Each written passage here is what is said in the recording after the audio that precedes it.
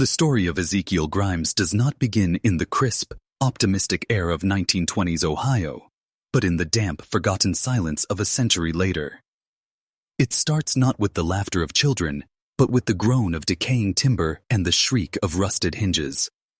In the autumn of 2024, the old Grimes estate on the forgotten outskirts of Havenwood, Ohio, was finally slated for demolition.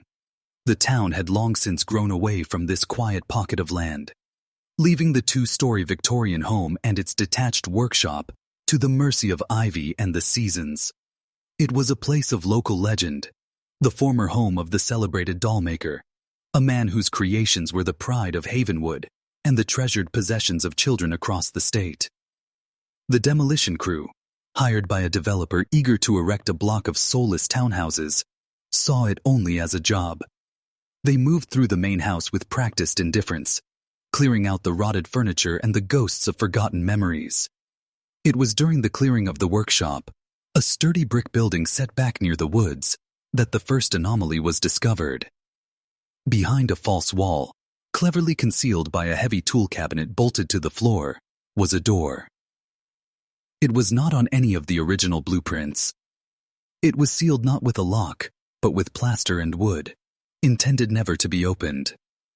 When the crowbars finally broke the seal, the air that escaped was cold and unnaturally still, carrying a faint, cloying scent of dust, dried herbs, and something else, something vaguely chemical and unpleasant.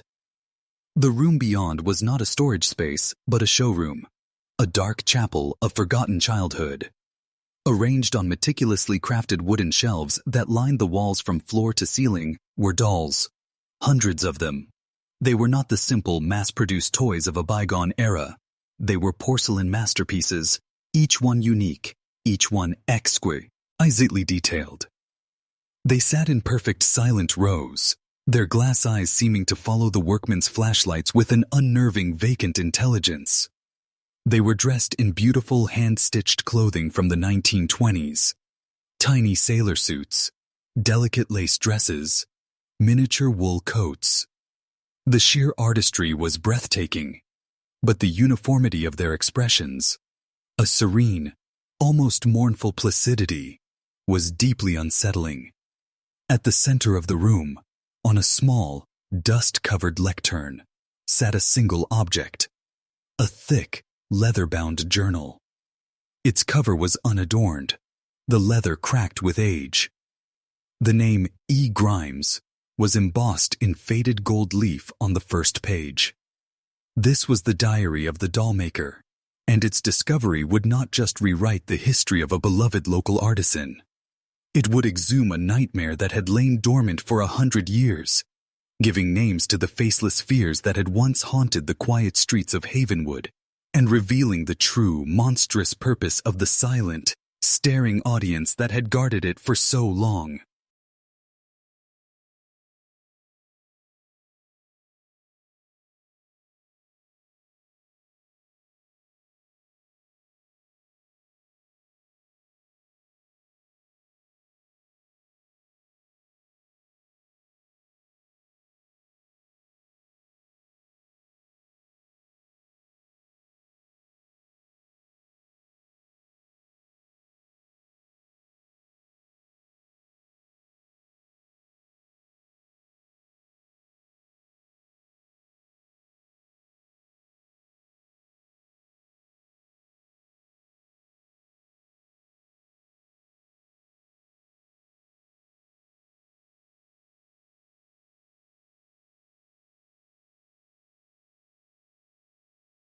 To understand the horror that Ezekiel Grimes managed to conceal, one must first understand the world in which he operated.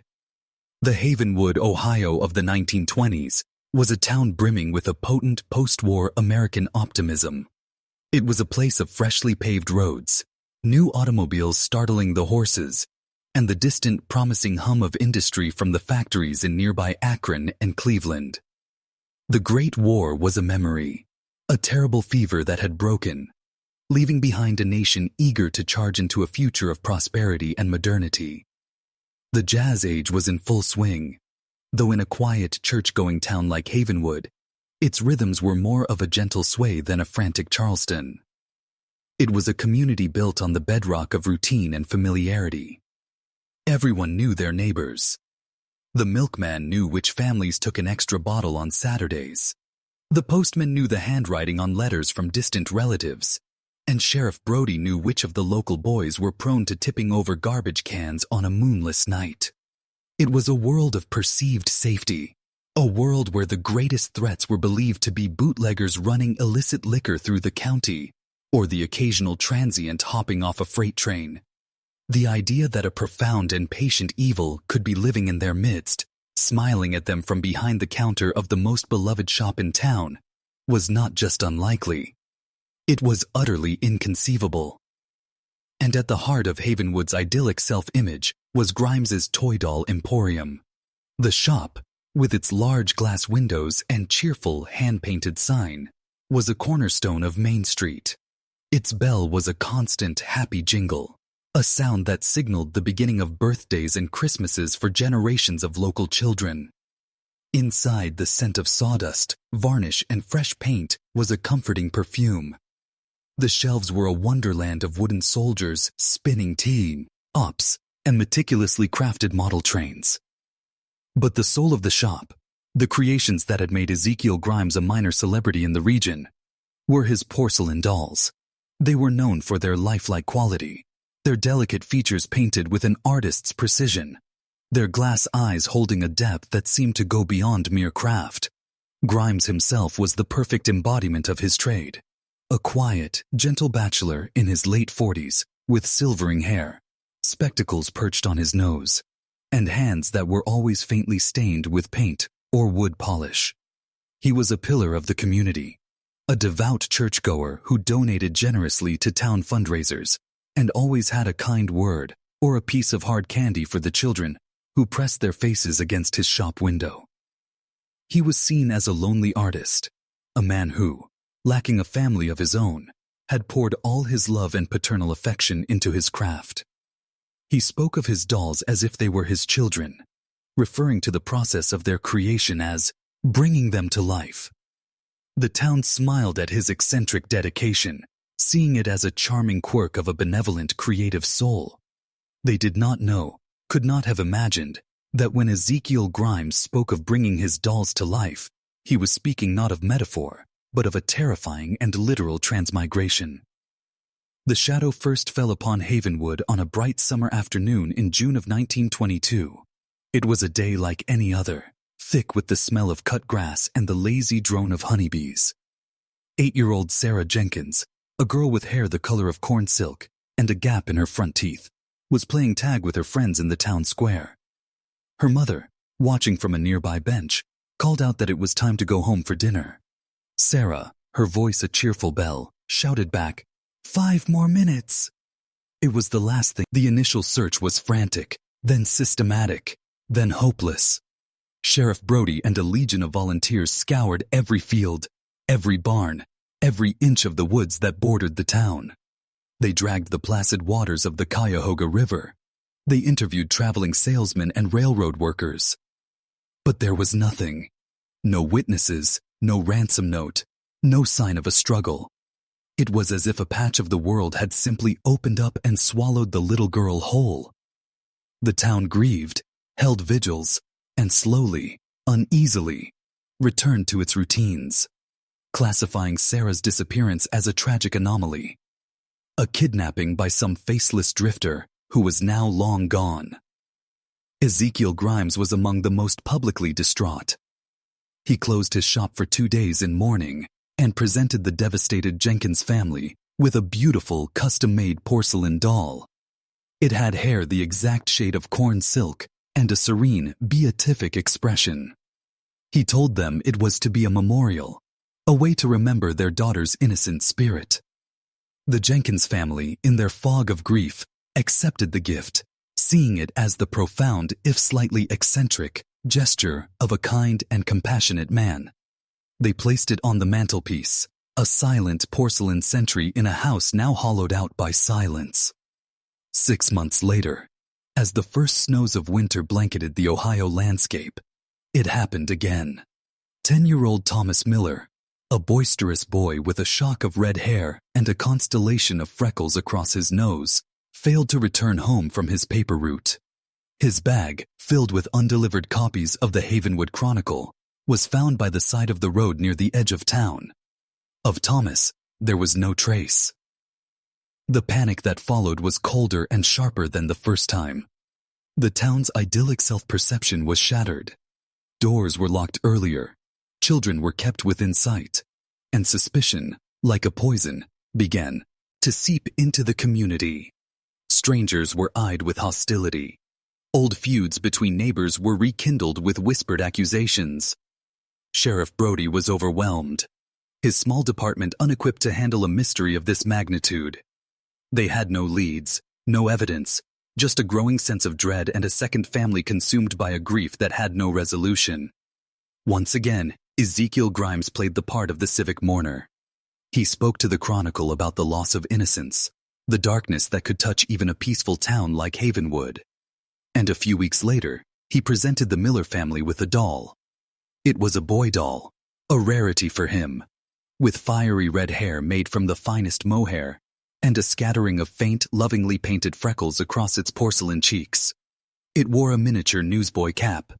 It was, he explained, his way of processing the tragedy. The town saw a sensitive artist grappling with the darkness of the world.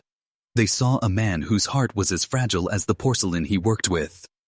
What they couldn't see was the methodical precision, the cold, celebratory ritual that was taking root in the secret, soundproofed room behind his workshop. The diary of Ezekiel Grimes is not a confession, for confession implies guilt, and the pages of his journal are utterly devoid of remorse. It is, instead, a meticulous and horrifying craftsman's log, a testament to a mind that had completely severed the connection between human life and its physical form. He did not see himself as a murderer. He saw himself as a savior, an artist preserving the fleeting essence of childhood innocence before it could be corrupted by the ugliness of the world. The entries are written in a precise, elegant script. The language The hair is a challenge, a pale, luminous gold that will require a delicate blend of crushed minerals in the paint. I must work quickly while the memory is pure, before the vessel begins its inevitable decay. The essence is the most important part. To capture it, one must study the source. I have her laughter in my ears, the exact pitch and cadence. I have the small chipped tooth in her smile. These details are the anchors of immortality. The world will mourn the loss of a child, a temporary and flawed creature destined for the disappointments of adulthood. They will not understand that I have given her eternity. She will not age. She will not weep. She will not be broken by life. She will be perfect, forever. He then goes on to describe the process in grotesque detail, not as an act of violence, but as a technical, artistic endeavor. He writes of taking measurements, of mixing clay and water to get the precise skin tone, of the long, slow firing process in his custom-built kiln hidden beneath the floorboards of his workshop. He speaks of the child not as a person, but as a reference, a model. There is no mention of fear, of pleading, of the life he has extinguished. There is only the calm, focused narration of a master craftsman obsessed with his project. The glass eyes are the soul's window. Another passage reads, "Standard German glass will not do. It is too flat, too lifeless. I have developed a technique of layering the color from behind, of adding a microscopic imperfection, a tiny fleck of darker pigment, to mimic the complexity of a true iris. It must catch the light in the same way. It must hold the same silent question." The entry for Thomas Miller is equally devoid of humanity. A vibrant specimen today. The spirit is fiery, energetic, a stark contrast to the placid blonde from the summer. The freckles are a particular delight, a chaotic yet harmonious pattern I must replicate with absolute fidelity. Each one a tiny star on a pale canvas. He carried the scent of newsprint and autumn leaves, a fragrance I have attempted to replicate with a sachet of dried botanicals placed within the doll's torso. The vessel was strong, a fighter.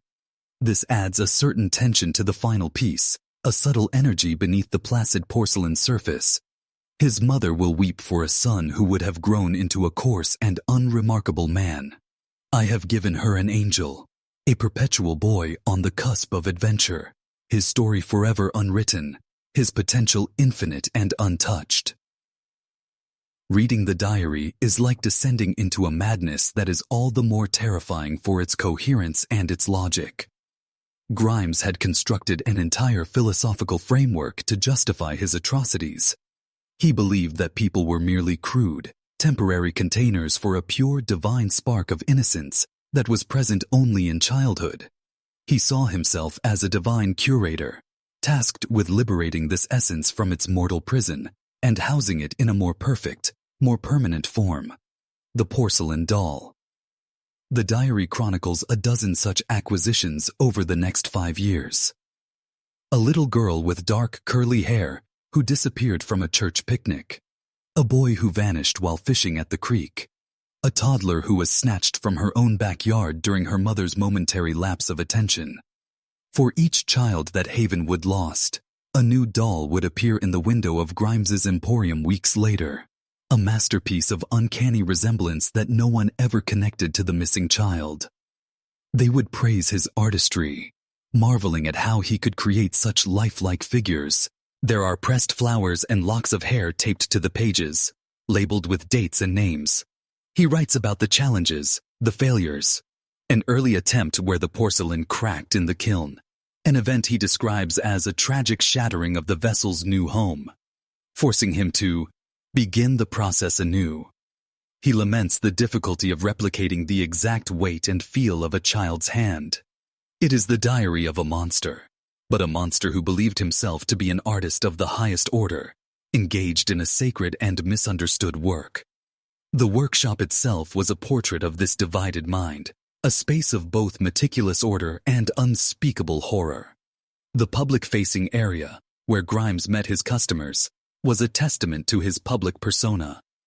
It was warm and inviting, filled with the cheerful clutter of a craftsman's trade. Tools hung on the walls in neat, orderly rows. Chisels, saws, and wood-carving knives, all polished and sharpened to perfection. Spools of thread in every conceivable color were arranged like a rainbow on wooden dowels. There were shelves of finished toys, the paint still smelling fresh, and bins of smooth, sanded wooden blocks. This was the world he showed to Havenwood, the facade of the gentle, benevolent Toymaker. The hidden room, however, was his true sanctuary, his temple. The air inside was cold and sterile, a stark contrast to the warmth of the workshop. The shelves holding the doll collection dominated the space, a silent congregation that bore witness to his work.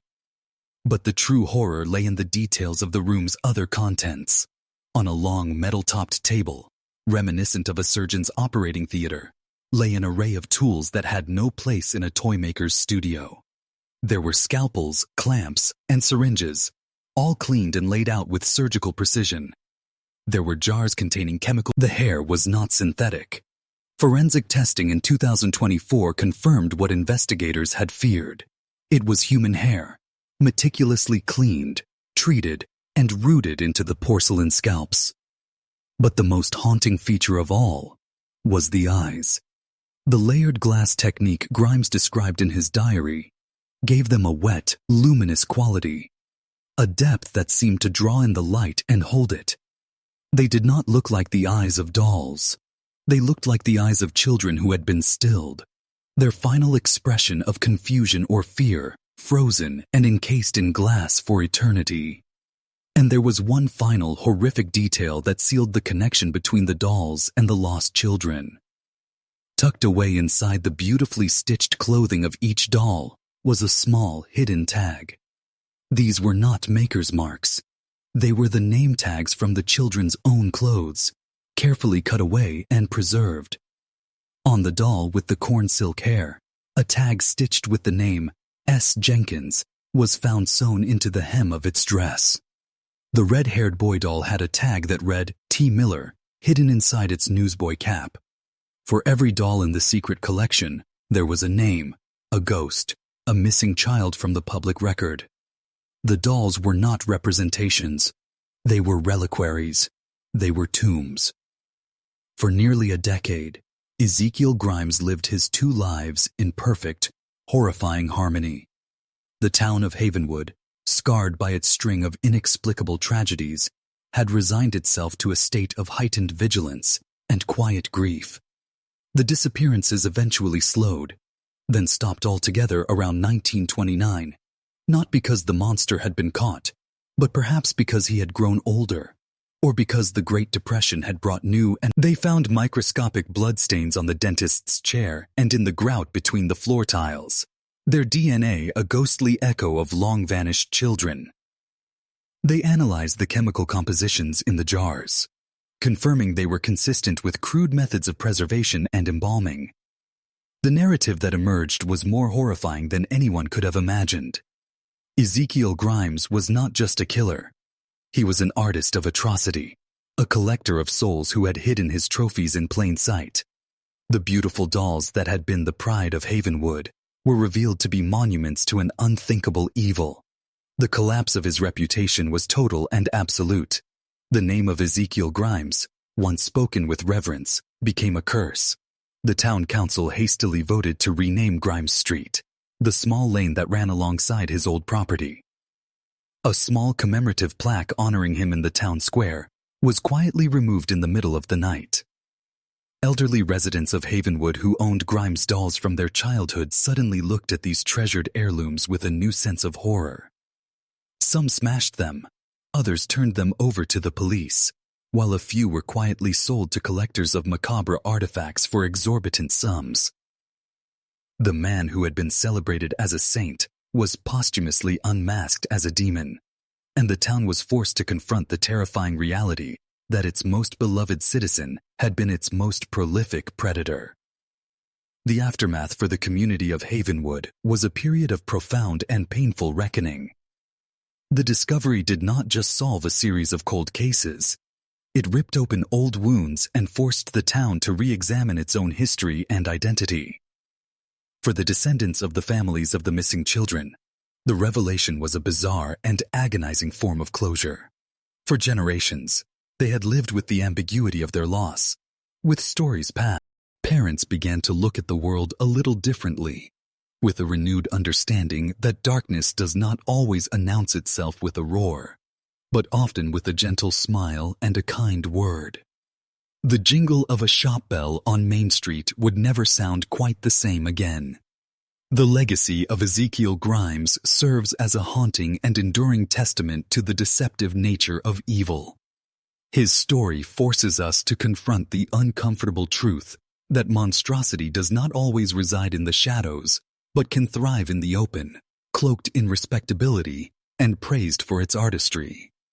The objects we surround ourselves with, the things we cherish and pass down through generations, can carry secrets we can scarcely imagine. A porcelain doll is, by its nature, an inanimate object, a blank slate onto which a child projects their imagination and affection. It is meant to be a companion, a confidant, a silent friend. But in the hands of a mind like Grimes's, that blankness became a canvas for a terrifying obsession. He did not just create dolls. He curated absences. Each finished piece that sat on his hidden shelves was not a presence, but a void, a beautifully crafted memorial to a stolen life. The serene, painted smiles on their faces became a mocking parody of the real smiles that had been silenced forever. Their glass eyes, so praised for their lifelike quality, held no life at all. They were merely perfect, polished mirrors reflecting the profound emptiness left behind. The Diary of the Dollmaker is more than just a chronicle of serial murder. It is an exploration of the profound and terrifying gap between appearance and reality. It shows how a community's desire to believe in its own goodness and safety can make it blind to the predator in its midst. Ezekiel Grimes was able to carry out his atrocities for so long not because he was a cunning genius, but because he was so thoroughly ordinary, so perfectly aligned with what the town of Havenwood wanted to see in a good neighbor. He reflected their own values back at them: hard work, artistry, piety, and a love for children. They could not see the monster because they were too busy admiring the mask. And so, the dolls sit now in an evidence locker, their fate still undecided. They are no longer toys. They are artifacts of a nightmare, paragons of an artist's skill and a murderer's depravity. They are a silent porcelain chorus, and they teach us a final chilling lesson. That the most terrifying ghosts are not the ones that haunt old houses, but the ones that hide inside the familiar, beloved objects we welcome into our homes, their silent, staring eyes a constant reminder that we may never truly know what secrets the things we own are keeping.